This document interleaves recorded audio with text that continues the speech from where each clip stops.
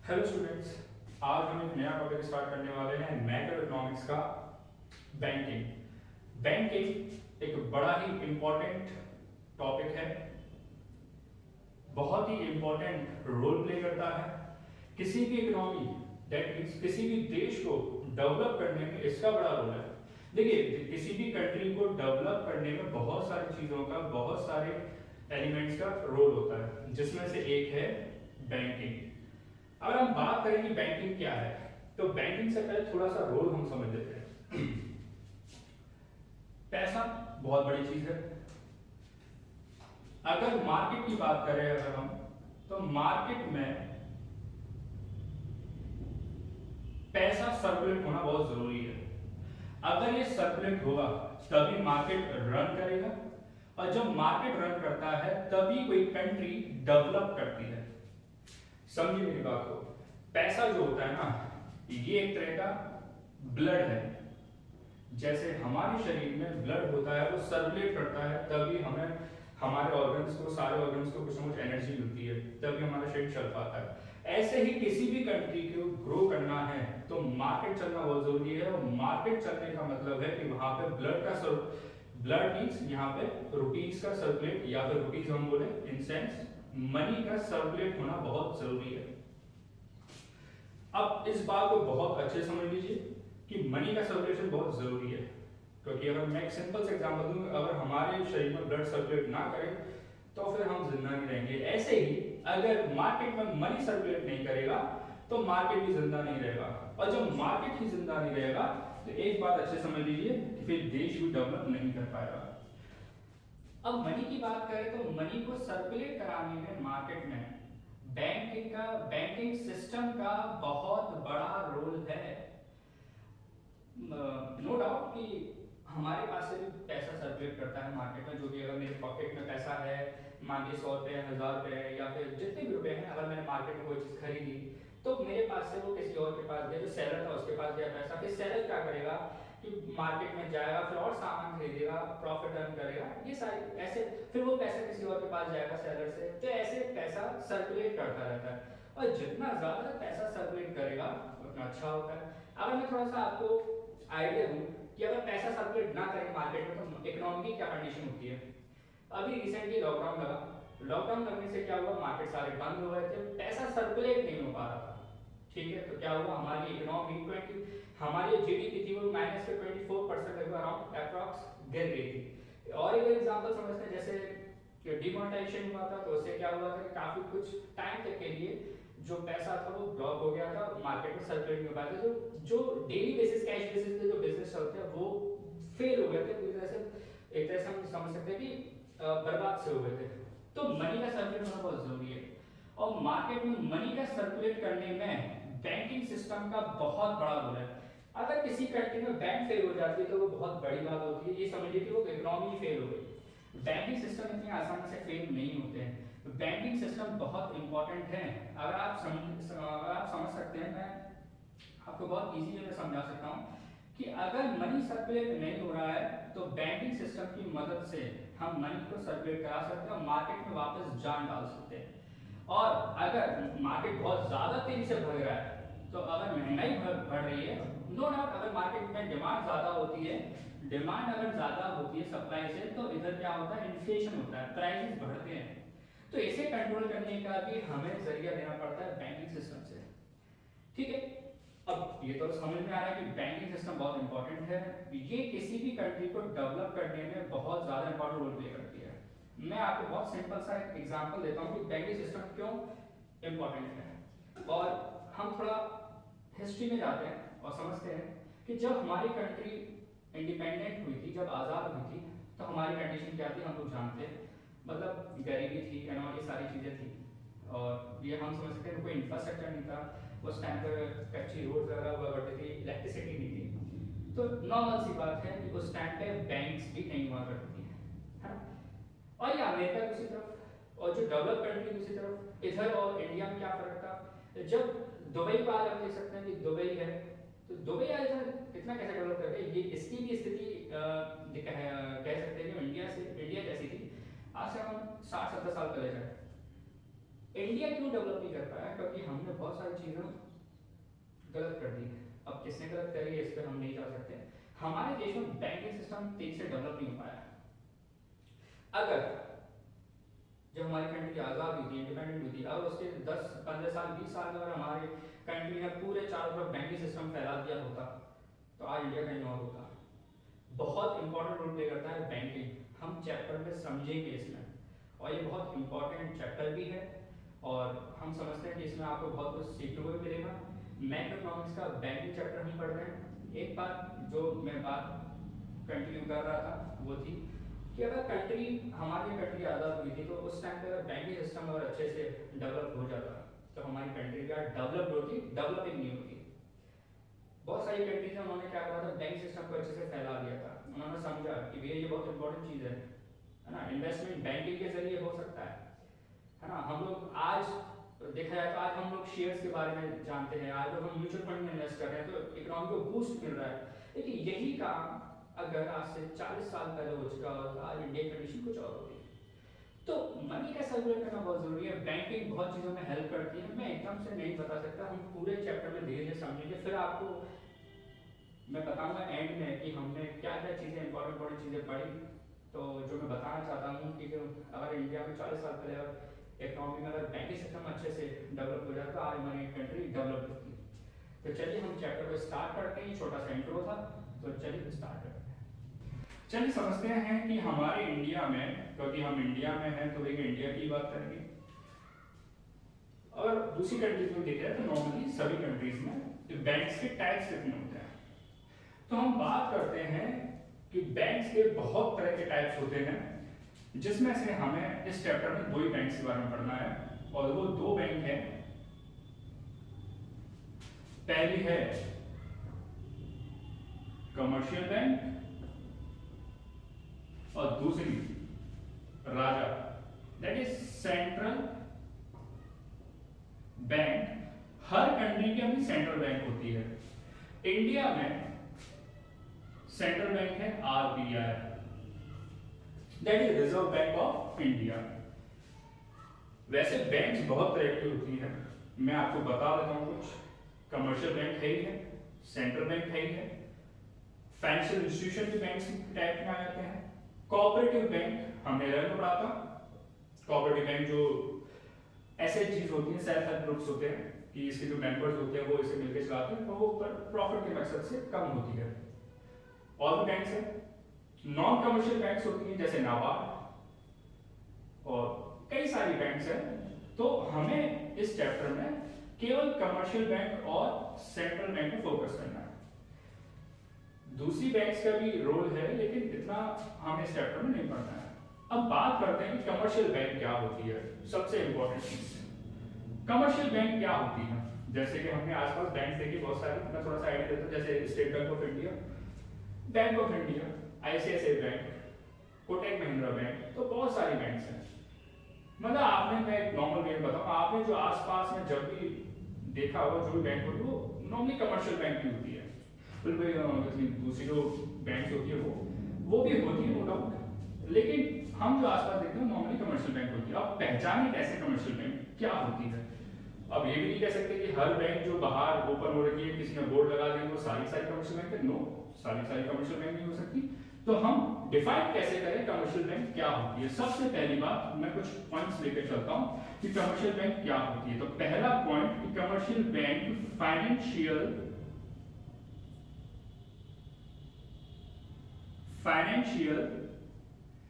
Institute होती है। क्या होती है? इंस्टीट्यूट। अभी हम डिस्कस करेंगे सारी बातें। दूसरा, ये ऑफर करती है कि भैया पब्लिक आओ और मेरे पास आके डिपॉजिट करो। ऑफर, पहले ऑफर करती है, फिर पब्लिक का डिपॉजिट जो होती है वो एक्सेप्ट करती है। द लेंडिंग टू अदर्स या पब्लिक लैंडिंग दी मनी, ये भी कह सकते हैं हम। अभी सारी बातें हम समझेंगे। फिर बात आती है इन्वेस्टमेंट। हाँ, इन्वेस्टमेंट भी ये करती है नो डाउट। और फिर लास्ट, इसका मकसद जो होता है, सबसे इंपॉर्टेंट बात, ये सारी चीजें कर तो ये, लेकिन इसका मकसद होता है प्रॉफिट। अब ये प्रॉफिट कैसे कमाती है हम आगे चैप्टर पे डिस्कस करेंगे, हम बहुत डिटेल में पढ़ने वाले हैं। अभी हमने कमर्शियल बैंक के ये पॉइंट्स लिख तो दिए, लेकिन अभी मैं बहुत अच्छे से भी समझाता हूँ। तो हमें सबसे इंपॉर्टेंट बात, अब सेंट्रल बैंक क्या होती है? सेंट्रल बैंक को हम समझते हैं, ये एक एपेक्स इंस्टीट्यूट होती है। अब मैं एक छोटी सी चीज बता देता हूँ कि आरबीआई क्या है। इंडिया में, इंडिया की बात करें, बहुत सारी कंट्रीज की बात करें, नॉर्मली सभी कंट्रीज की बात करें, लेकिन हम इंडिया में तो यही बात करें।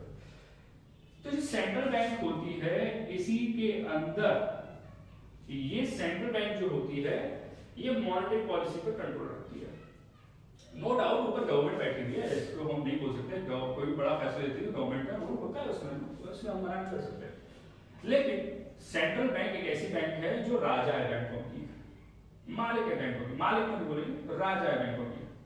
दैट मीन्स सारी बैंकों का कंट्रोल इनके हाथ में है, सारी बैंक्स के रूल्स और रेगुलेशन यही बनाती है। तो सोच लीजिए कितनी इंपॉर्टेंट है, क्या पावर है इसमें।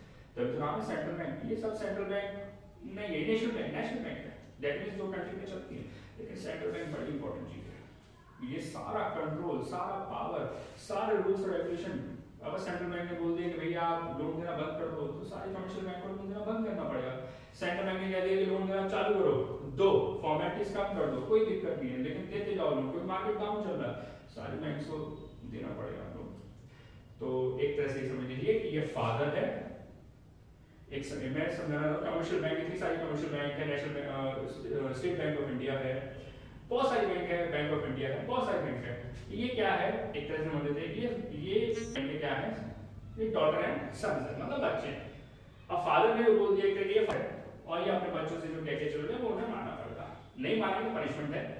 बिल्कुल, अगर कोई बैंक सेंट्रल बैंक के हिसाब से नहीं चलती है तो उसके ऊपर पनिशमेंट लगाया जाता है, और पनिशमेंट जो होता है वो आप लोग अच्छे से जानते हो, वो रुपीस के फॉर्म में होता है, मनी के फॉर्म में होता है कि भैया आपके इतना चालान लगेगा, इतना जुर्माना लगेगा, टैक्स, सारी चीजें। तो सेंट्रल बैंक के बारे में हम डिटेल में जानेंगे। कमर्शियल बैंक, मैंने ये फीचर्स लिख दिए हैं, आप देख सकते हैं, लेकिन अभी हम कमर्शियल बैंक को डिटेल में समझेंगे। तो चलिए समझते हैं कमर्शियल बैंक को, कि कमर्शियल बैंक क्या होती है। अब हम बात करते हैं कमर्शियल बैंक क्या होती है। तो चलिए समझते हैं कमर्शियल बैंक क्या होती है। मैंने पिछली कुछ देर पहले मैंने लिखा था कमर्शियल बैंक क्या, उसके पॉइंट्स लिख दिए थे, लेकिन अभी हमने समझा नहीं था। तो चलिए समझते हैं कमर्शियल बैंक। पहली बात, कमर्शियल वर्ड जब जुड़ जाता है बैंक के साथ, तो उसका एम ही यही होता है कि उसे पैसा कमाना है, एम टू अर्न प्रॉफिट। अब वो प्रॉफिट कैसे कमाएंगे? कमर्शियल बैंक एक ऐसी बैंक होती है जो फाइनेंशियल इंस्टीट्यूशन होती है। क्या होती है? फाइनेंशियल इंस्टीट्यूशन होती है। अब ये फाइनेंशियल इंस्टीट्यूशन क्या होते हैं? बड़ा खतरनाक सा वर्ड आता है, मतलब फाइनेंशियल इंस्टीट्यूशन कुछ नहीं होता। फाइनेंशियल इंस्टीट्यूशन ये वो इंस्टीट्यूशन होते हैं जो पैसों में डील करते हैं इन नॉर्मल वेज, पैसों से ही कुछ ना कुछ करेंगे, वो एक्टिविटी करते हैं। जो सिंपल सी बात है, ये कमर्शियल बैंक में एक तरह का बिजनेस है। कैसे बिजनेस है मैं समझाता हूँ। नॉर्मल बिजनेस का मतलब क्या होता है? वो गुड्स और सर्विसेज में क्या करेंगे? डील करेंगे और पैसा कमाएंगे। कमर्शियल बैंक में कर रही है, लेकिन वो गुड्स और सर्विसेज में डील नहीं कर रही है, थोड़ी सर्विसेज में डील कर रही है। लेकिन इसका गुड्स क्या होता है? लेकिन का खुद का गुड्स नहीं होता, इधर गुड्स है मनी। ये क्या करती है? लोगों को ऑफर करती है, बैंक खोलती है भाई। और बैंक खोलने का मतलब क्या है कि भैया आओ, हमने बैंक खोल दी है, अपना पैसा हमारे पास जमा कर दो और सेफ रखो। दैट मीन्स ये बात तो क्लियर हो गई कि फाइनेंशियल इंस्टीट्यूशन क्या होता है। फाइनेंशियल इंस्टीट्यूशन वो होते हैं जो पैसों में डील करते हैं और पैसों में डील करके पैसा कमाते हैं। ठीक है, बैंक भी यही करता है, मैं बताता हूं कैसे। अब कमर्शियल बैंक की पहचानने की सबसे बड़ी बात है, अदर बैंक्स हो सकता है कि पब्लिक के साथ डील करें या ना करें, लेकिन कमर्शियल बैंक वही होती है जो पब्लिक के साथ डील करती है। ऐसी कोई कमर्शियल बैंक नहीं है जो पब्लिक के साथ डील ना करे। इन्हें पब्लिक के साथ डील करना पड़ेगा, इन्हें बनाए पब्लिक के लिए। अब पब्लिक का इधर क्या मतलब है? पब्लिक प्राइवेट सेक्टर भी समझ लो और हम जो लोग हैं वो भी समझ लीजिए। मैं थोड़ा सा क्लियर करता हूँ। अब कमर्शियल बैंक क्या करती है? बहुत इंपॉर्टेंट और बहुत ध्यान समझिए कि कमर्शियल बैंक ऑफर करती है पब्लिक को कि भैया आओ हमारे यहाँ पे पैसा जमा करो। तो ये क्या करती है, ये पब्लिक का पैसा, और केवल क्या पब्लिक के पैसे एक्सेप्ट करेगी, पब्लिक का भी और जो प्राइवेट सेक्टर ने बिजनेस ओपन कर रखे हैं उनका भी, मतलब बिजनेस, ये इनका पैसा एक्सेप्ट करती है डिपॉजिट करने के लिए। पब्लिक भी कहती है भाई हमारे घर में बहुत पैसा हो गया, सेफ नहीं है, चोरी हो सकता है, तो कहाँ है। अब कार्ड के पिछले और हम 40-50 साल पहले जाएं या 10 साल पहले जाएं, 20 साल पहले जाएं, जो कमर्शियल बैंक पे नहीं होती थी, तो लोग क्या करते थे, अपने घर में कोने में तहखाना बनवा देते थे, एक छोटी सी जगह पे छोटी जगह होती थी जिसमें उन्होंने छोटी सी तिजोरी बनाते थे, छुपा दिया। लेकिन अब इधर बोलेंगे अब सेफ नहीं है यार, अब तो चोरी हो जाती है, पहले भी होती ठीक। तो बैंक ने बोला कि भैया अपना पैसा हमारे यहाँ पे सेफ रखो। पब्लिक को भी समझाया कि यार पैसा सेफ रख सकते हैं, अगर हम अपने घर पे रखेंगे खतरा है, चोरी हो सकता है, लेकिन अगर हम बैंक में रखेंगे तो पैसा सेफ भी है। दूसरा, बैंक हमें क्या देगी, इंटरेस्ट देगी, और इंटरेस्ट देगी तो एक और बात समझ में आती है कि भैया अगर घर में पैसे रखेंगे, बैग में ठूस के डाल के रख देंगे तो पैसे बच्चे नहीं देता, वही भी बढ़ जाएगा। अगर आपने 1 लाख रुपए रख दिए तो वो 1 लाख ही रहेंगे, लेकिन अगर बैंक में जमा करते हैं, एफडी करते हैं या नॉर्मल बेकरी कर दिया, तो बदले में हमें रिटर्न में इंटरेस्ट मिलती है, तो हमें थोड़ा प्रॉफिट भी हो जाता है।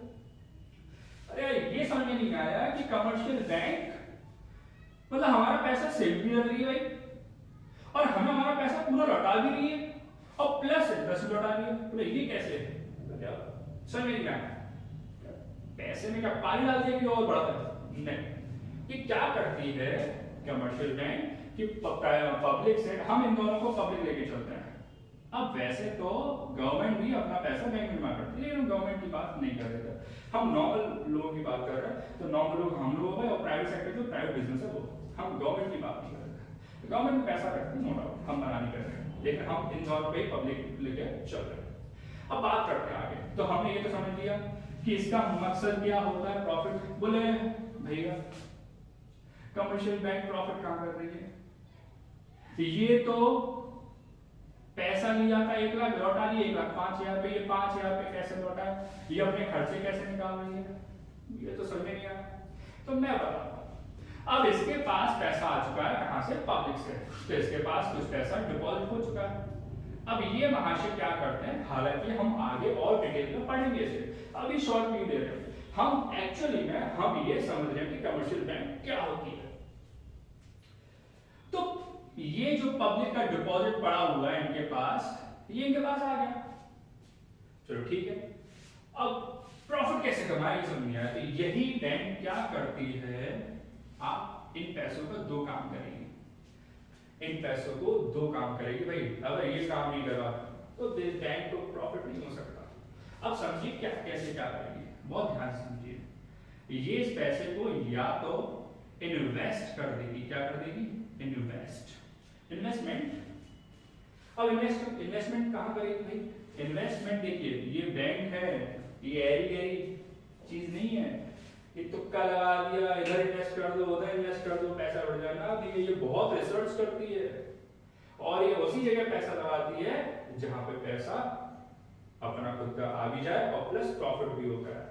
तो ये इन्वेस्ट करती है। ये कैसे इन्वेस्ट करती है, किसी के बिजनेस के शेयर्स खरीद ली, या फिर कोई बिजनेस स्टार्ट हो रहा है, उस बिजनेस में पैसा ही लगा दिया उन्होंने, कहने का मतलब इन्वेस्ट करती है। तो इन्वेस्टमेंट से फायदा ये होता है कि इनका पैसा अगर किसी शेयर पर लगाते हैं तो शेयर बेच के, और प्रॉफिट में ला रहे होते हैं बेच के प्रॉफिट कर लेते हैं, और अगर किसी बिजनेस में लगाते हैं, बिजनेस अच्छा खासा चल रहा है, प्रॉफिट हो रहा है, तो प्रॉफिट से उनको वापस पैसा आ रहा है।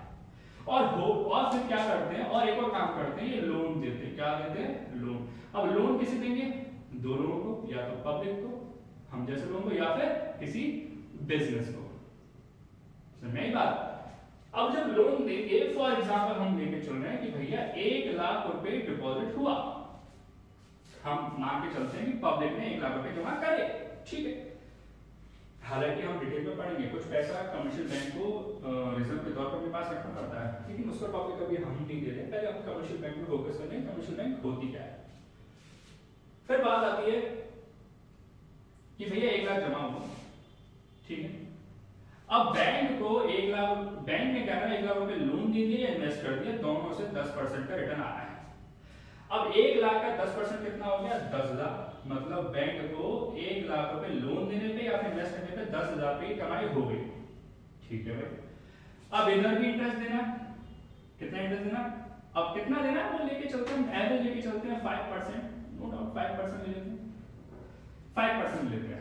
तो 1 लाख का इन्हें कितना मिल जाएगा वापस, 5,000। तो बैंक के पास क्या बचा, तो बैंक ने कमाया 10,000 रुपए जैसे ये रहा, और इसमें से 5,000 रुपए किसको दे दिए, 5,000 रुपए भाई साहब ने, बैंक भाई साहब ने किसको दे दिए, पब्लिक को दे दिया। भाई उन्हें कुछ देना है, बचा कितना, 5,000 रुपए, ठीक है। अब 5,000 इसका प्रॉफिट नहीं हुआ, सॉरी, अभी बैंक में तो कुछ खर्चे हैं भैया, ऐसा बैंक में किसी भी बैंक में जाओ, इतना बढ़िया 4-5 एसी लगे होते हैं, इतना स्टाफ है, इतनी बड़ी बिल्डिंग ले रखी है, किराया है, मान के चल लेते हैं 3,000 रुपए।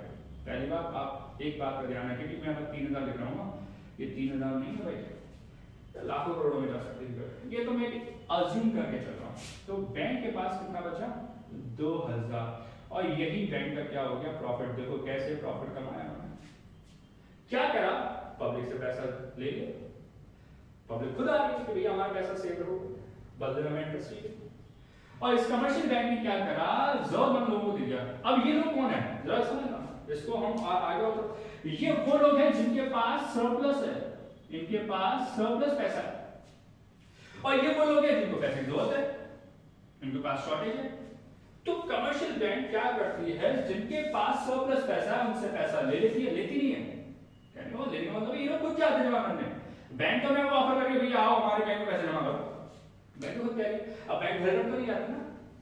तो नॉर्मल सी बात है, किसी एरिया में अगर 2-3 बैंक हैं तो लोगों को पैसे मांगना है, तो अपनी चॉइस से किसी बैंक में जा सकती है, बैंक के पैसे भी देखते हैं, और जैसे इनके पास पैसा सरप्लस, इनके पास पैसा ज्यादा है, ये वो लोग इनके पास पैसा ज्यादा है, और इन्होंने जमा कर दिया इधर, और बैंक ने उठा के किसको दे दिया, जिनके पास पैसा कम है, और जिनके पास पैसा कम है उनको दे दिया भाई, बदले में उनसे क्या ले रहे हैं, हाई इंटरेस्ट ले रहे हैं 10%, और इनको कितने दे रहे हैं, 5%, बचा 5%, खुद कर रहे हैं, खर्चे से निकाला, वो प्रॉफिट हो गया, है कि नहीं।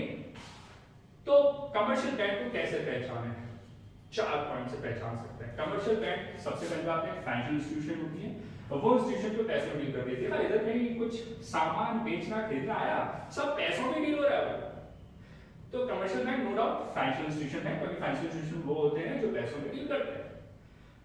दूसरा पॉइंट, अभी मैंने कुछ देर पहले लिखा था कि ये पब्लिक का डिपॉजिट एक्सेप्ट करते हैं। दूसरा पॉइंट ये हो गया, पहला पॉइंट, दूसरा पॉइंट। तीसरा पॉइंट, ये क्या करते हैं, जो इनके पास पैसा है वो क्या करते हैं, लैंडिंग करते हैं। लैंडिंग मतलब लोन दे दिया, इन्वेस्ट कर दिया, ठीक है। और चौथा पॉइंट, ये सब जो कर रही है, ये दूसरा पॉइंट और तीसरा पॉइंट, पैसा लेकर किसी को देना। चौथा पॉइंट वो किस लिए करना है, because there is a aim of earning profit, उनका मकसद प्रॉफिट करना है। ये होती है कमर्शियल बैंक। कमर्शियल बैंक बहुत इंपॉर्टेंट रोल प्ले करती है। अब क्वेश्चन ये उठता है भाई कि भैया कि 1 लाख मैंने जमा कर दिया और 1 लाख मैंने इधर उठा के दे दिया सीधे, तो जब ये अपना पैसा लेने आएंगे फिर क्या होगा, बड़ा इंपॉर्टेंट क्वेश्चन है ना। लेकिन एक और बात है कि कमर्शियल बैंक को थोड़ा सा पैसा अपने पास रिजर्व के तौर पर रखना पड़ता है, जो कि पॉइंट मैंने इधर समझाया है, जरूरत नहीं थी, हम आगे समझेंगे, ठीक है। ये हो गई आपकी कमर्शियल बैंक। आई होप आपको समझ में आया होगा।